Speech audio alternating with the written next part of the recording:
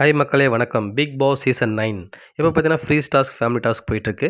So கனி பார்த்தீங்கன்னா, அமித் மேல அவங்களோட வன்மத்த கக்க ஆரம்பிச்சுட்டாங்க.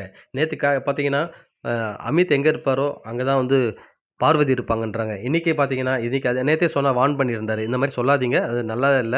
தப்பா தெரியுதுன்ற மாரி அமித் வந்து ஒரு வார்ன் பண்ணியிருப்பாரு கனிகிட்ட. பட் கனி வந்து கேட்காம இன்னைக்கும் பார்த்தீங்கன்னா, இதே வார்த்தைய சொல்லுவாங்க.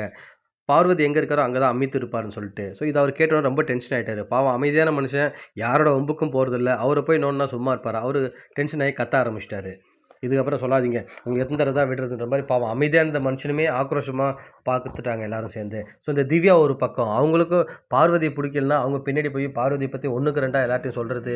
அவ இப்படிதான். அவ கேரக்டர் ஃபுல்லா எனக்கு தெரியும். இவங்க என்னவோ பெரிய யோக்கிய சிகாமணி மாரி மத்தவங்கள போய் சொல்றாங்க. அதுவும் பார்வதி சொல்றாங்க. பார்வதி 1000 தப்பு பண்ணட்டுங்க. நீங்க யாரு திவ்யா?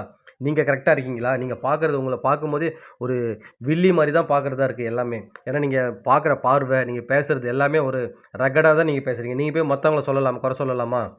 அப்படின்னு தான் தோணுது எல்லாருக்குமே. ஸோ பாவம் அமித்துமே இன்னைக்கு டென்ஷன் ஆயிட்டார் ரொம்பவே. ஸோ கனியுமே பார்த்தீங்கன்னா, சில இடத்துல வந்து வன்மத்த கக்கிட்டு தான் இருக்காங்க. அவங்களுடைய பேச்சுல வந்து விஷத்த வச்சு பேசுற மாரி தான் இருக்கு. ஸோ இதுதான் அவங்களுடைய ரியல் கேரக்டரா என்னன்னு தெரியல. ஆனா பார்த்தீங்கன்னா, அவங்க வந்து நான் அன்ப பொழியிறேன் எல்லார்ட்டயும்ன்ட்டு ஒரு மேலோட்டமா ஒரு விஷயத்த மட்டும் சொல்லிட்டு இருக்காங்க கனி. ஸோ பார்க்கலாம் மக்களே என்ன நடக்குதுன்னு. மீண்டும் உங்கள அடுத்த வீடியோல சந்திக்கிறேன் மக்களே. நன்றி.